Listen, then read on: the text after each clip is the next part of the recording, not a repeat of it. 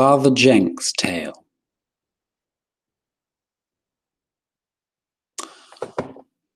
I have not yet had the occasion to describe Father Jenks, the Ontario priest, partly, I think, because he had not previously distinguished himself by anything but silence, and partly because he was so true to his type that I had scarcely noticed even that. It was not until the following evening, when he was seated in the central chair of the group, that I really observed him sufficiently to take in his characteristics with any definiteness, and to see how wholly he was American. He was clean-shaven, with a heavy mouth, square jaw, and an air of something that I must call dullness, relieved only by a spark of alertness in each of his eyes as he leaned back and began his story. He spoke deliberately, in an even voice, and as he spoke looked steadily a little above the fire. His hands lay together on his right knee, which was crossed over his left, and I noticed a large, elastic-sided boot cocked toward the warmth. I knew that he had passed a great part of his early life in England, and I was not surprised to observe that he spoke with hardly a trace of American accent or phraseology. "I, too, am a man of one story," he said, "and I dare say you may think it not worth the telling, but it impressed me." He looked round with heavy, amused eyes, as if to apologize.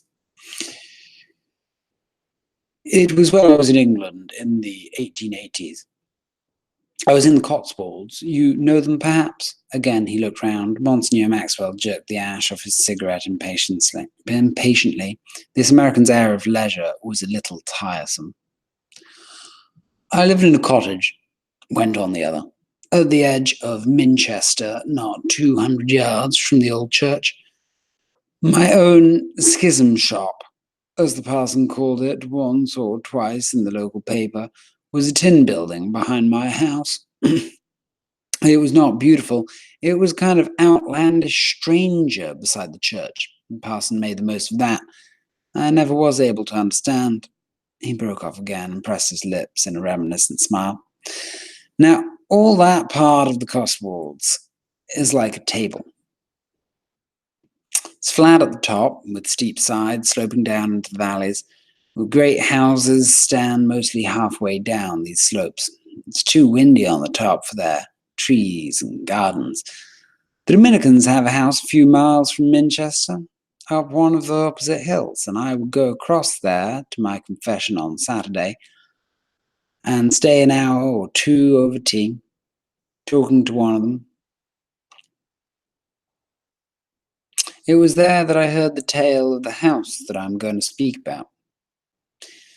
This was a house that stood not 2 miles from my own village, a great place, built halfway down one of the slopes. It had been a Benedictine house once, though there was little enough of that part left. Most of it was red brick with twisted chimneys, but on the lawn that sloped down toward the wood and the stream at the bottom of the valley, there was the west arch of the nave still standing with a doorway beneath, and a couple of chapels on either side. Mrs. Arbuthnot, we'll call her, if you please, had laid it out with a rockery beneath, and once I saw her from the hill behind, drinking tea with her friends on one of the chapels. Then in the dining room I heard from the Dominicans had been the abbot's chapel. This too was what they told me. The house had been shut up for 40 years and had a bad name. It had once been a farm, but things had happened there. Sons had died. Famous horse bred there had broken its neck somehow on the lawn. Then another family had taken it from the owner, and the only son of that lot had died too. Then folks began to talk about a curse. The oldest inhabitant was trotted out as usual to make mischief and gossip. In the end the house was shut up. Then the owner had built on it. He pulled down a bit more of the ruins, meaning to live in it himself. Then his son went up. The Canadian smiled with one corner of his mouth. This is what I heard from the Dominicans, you know. Father Brent looked up swiftly. They are right, though, he said. I know the house and others like it.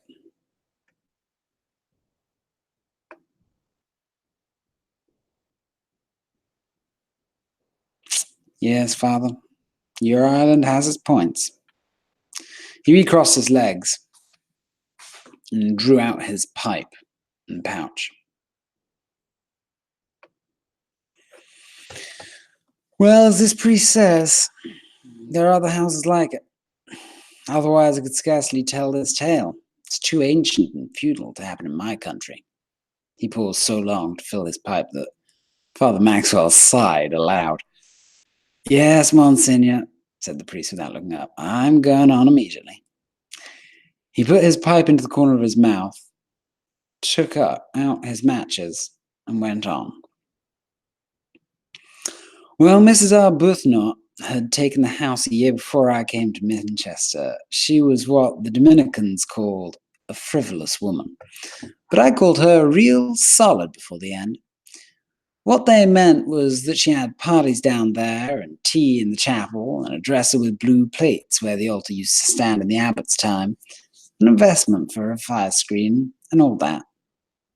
And a couple of chestnuts that she used to drive about the country with, and a groom in boots, and a couple of fellows with powdered hair to help her in and out. Well, I saw all that at the garden party she gave, and I must say we got on very well. I'd seen her before once or twice out of my window on Sunday morning, going along with a Morocco prayer book with a cross on it and a bonnet on the back of her head. And then I showed her around the old church one day with some visitors of hers. She left a card on me the next day. On the day of the garden party, I saw the house, and the blue china, and the rest. She asked me what I thought of it all. I said it was very nice. She asked me whether I thought it wrong, with a sort of cackle. I told her she'd better follow her own religious principles and let me follow mine, not have any exchanges. She told me then that I was a sensible man. She called up her son to introduce us. He was a fellow of 20 or so, a bright lad up at Oxford. He was just engaged to be married, too. That's why they had the party. When I saw his girl, I thought things looked pretty unwholesome for the old house. I think I said so to the old lady. She thought me more sensible than ever after that. I heard her talking to another old body, what I had said.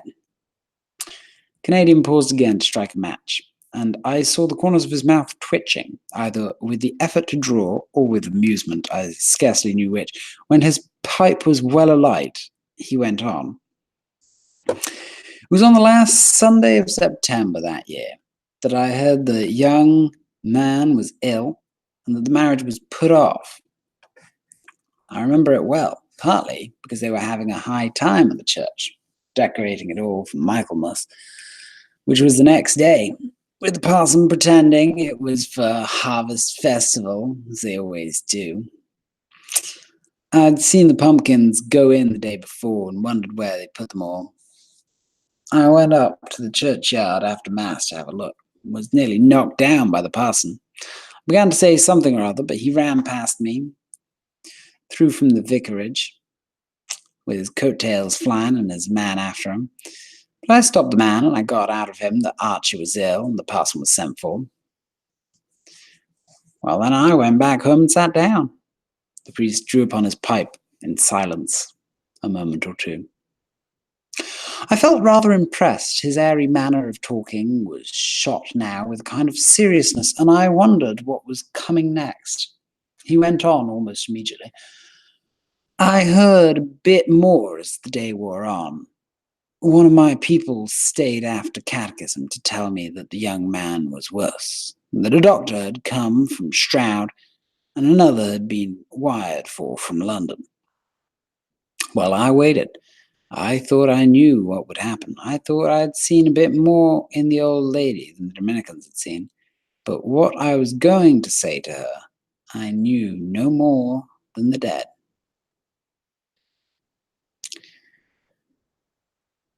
Then, that night, as I was going to bed, I just said Matins and Lords for Michaelmas Day. The message came. I was halfway upstairs when I heard a knocking at the door. I went down again and opened it. There was one of the fellows there I'd seen on the box of the carriage. He was out of breath with running. He had a lantern in his hand because there was a thick mist that night up from the valley. He gave me the lady's compliments. When I stepped down, Master Archie was ill. It was all. Well, in a minute we were off into the thick of the mist. I took nothing with me but my stole, for it was not a proper sick call.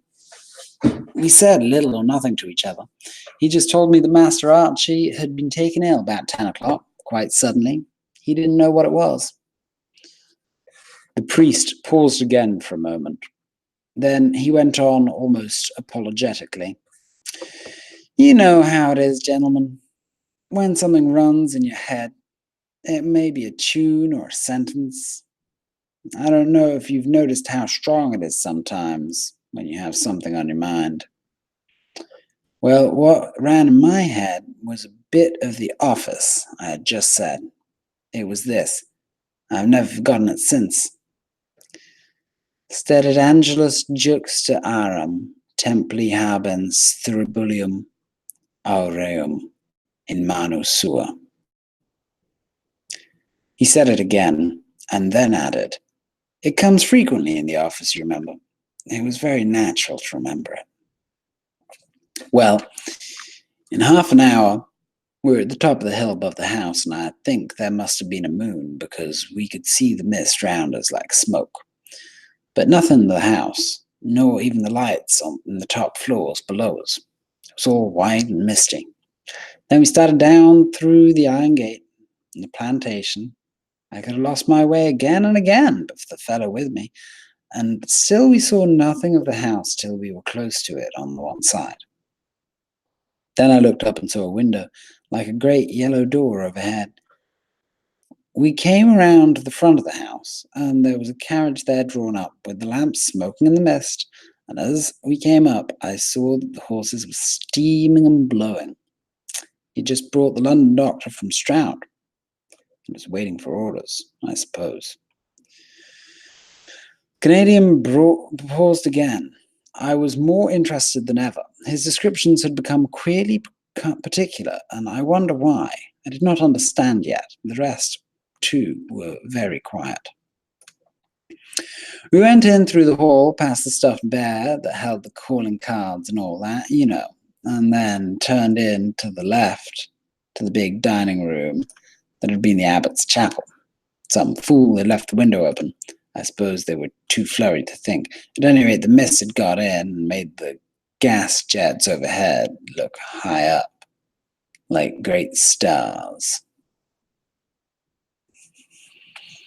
There was a door open upstairs somewhere. I could hear whispering. Well, we went up the staircase and opened one side below the gallery, and they had put up above the eastern end.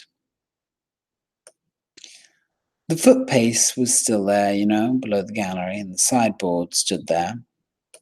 We came out onto the gallery presently, and my man stopped. Then someone came out with Mrs. Arbuthnot, and the door closed. She saw me standing there, and I thought she was going to scream, but the fellow with her in the fur coat, he was the London doctor I heard afterwards, took her by the arm. Well, she was quiet enough then, but as white as death. She had her bonnet on still, just as she must have put it on to go to church in the morning when the young man was taken ill. She beckoned me along, and I went. As I was going past the doctor, he first shook his head at me and then whispered as I went on to keep her quiet. I knew there was no hope for Archie, and I was sorry, very sorry, gentlemen. The priest shook his own head meditatively once or twice, leaning forward and spat accurately into the heart of the fire. Well, it was a big room that I went into, and to tell the truth, I left the door open this time, because I was startled by the screen at the bed and all that. The screen stood in the corner by the window to keep off the draft, and the bed on one side of it. I could just catch a glimpse of the lad's face on the pillow, the local doctor beside him. There was a woman or two there as well, but the worst was the lad was talking and moaning out loud. I didn't attend to him then, and besides, Mrs. Abernoth had gone through by another door and I went after her. It was a kind of dressing room, Archie's perhaps. There was a tall glass and silver things on the table by the window, and a candle or two burning. She turned round there and faced me. She looked so deathly, I forgot all about the lad for the present. I just looked out to catch her when she fell. I'd seen a woman like that once or twice before. Well, she said all that I expected, all about the curse and that, and the sins of the fathers, and it was all her fault for taking the beastly place, and how she would swear to clear out. I couldn't get a word in. At least she said she'd become a Catholic if the boy had lived. I did get a word in then and told her not to talk nonsense. The church didn't want people like that. They must believe first, and so on. And all the while, I was looking out to catch her. Well, she didn't hear a word I said, but she sat down all of a sudden, and I sat down too opposite her, and all the while the boy's voice grew louder and louder from the next room. Then she started again, but she hadn't been under way a minute before I had given over attending to her. I was listening to the lad. The priest stopped again abruptly. His pipe had gone out, but he sucked at it hard and seemed not to notice. His eyes were oddly alert. As I was listening, I looked toward the door into the next room.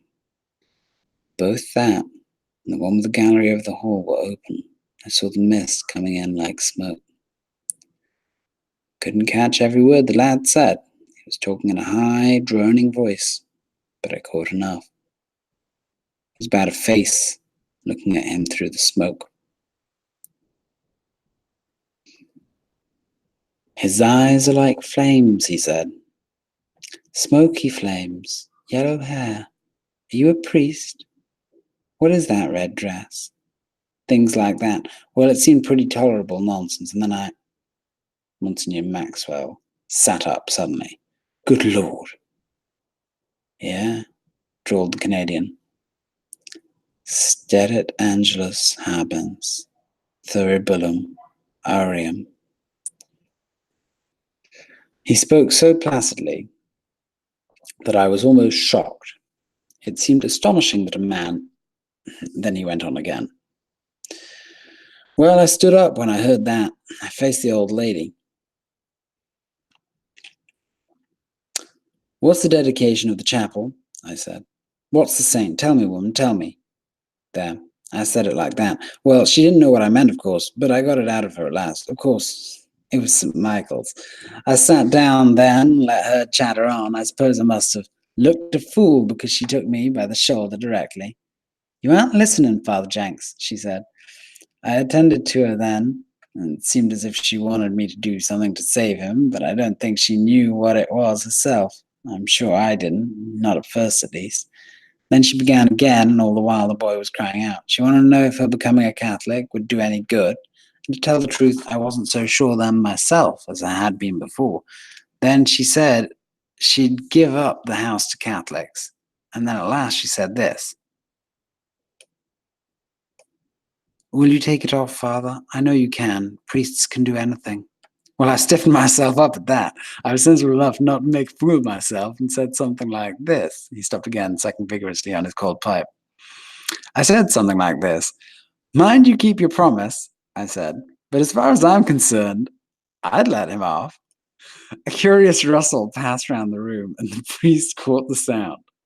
Yes, gentlemen, I said that. I did indeed. And I guess most of you gentlemen would have done the same in my circumstances. And this is what happened. First the lad's voice stopped, and then there was a whispering. Then a footstep in the other room. The next moment Mrs. Abernoth was on her feet and her mouth open to scream. I had her down again, though, in time. When I turned, a woman was at the door, and I could see she had closed the outer door, through which the mist came. Well, her face told us. The canard had taken the right turn. There was something on the brain, I think, that had dispersed or broken or something. I forget now. But it seemed to come in pat enough, didn't it, gentlemen? The Canadian stopped and leaned back.